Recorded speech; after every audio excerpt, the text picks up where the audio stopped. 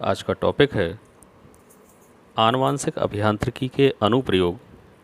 इसे हम जीनी इंजीनियरिंग भी कह सकते हैं। जीनी इंजीनियरिंग के अनुप्रयोग अर्थात जीनी इंजीनियरिंग का किन क्षेत्रों में योगदान है, यह हम समझेंगे। इसका एक उपयोग लाभदायक जीन्स के उत्पादन में है। जीवाणु कोशिकाओं में प्लाज्मिड होता है जो कि एक छोटे से वृत्ताकार डीएनए अणु के रूप में पाया जाता है।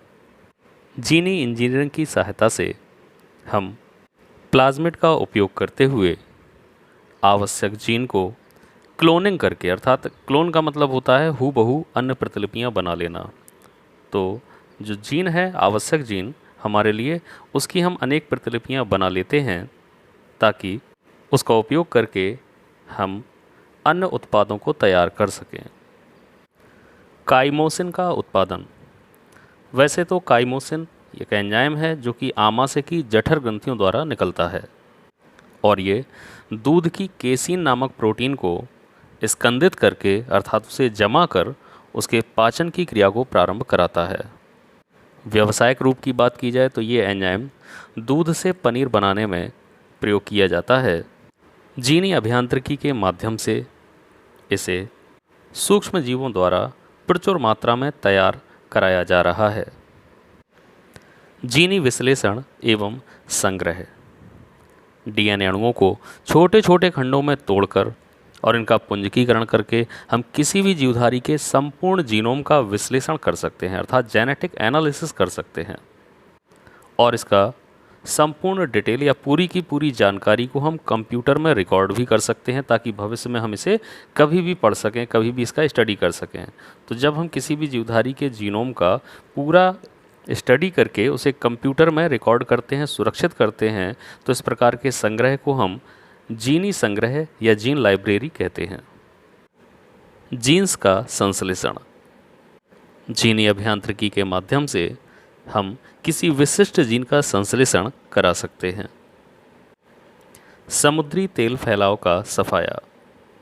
समुद्र में विभिन्न प्रकार के जहाज चलते हैं।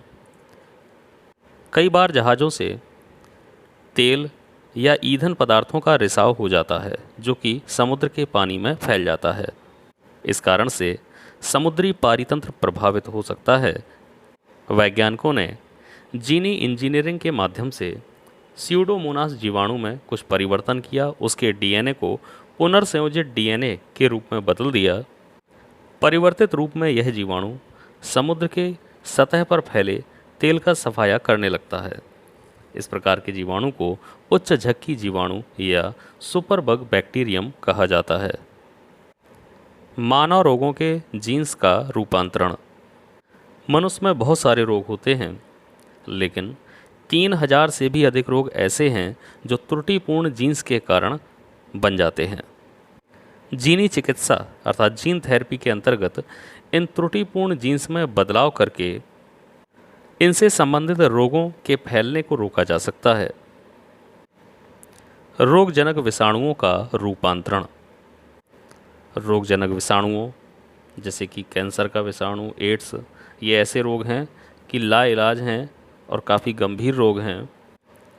तो घातक विषाणुओं के आनुवांशिक पदार्थ में यदि हम परिवर्तन कर दें तो इनसे होने वाले जो रोग हैं वो नहीं फैलेंगे। इसके अलावा घातक रोगों के विषाणुओं को रोगजनक होने के बजाय इन्हीं रोगों के उपचार में सक्षम बनाया जा सकता है।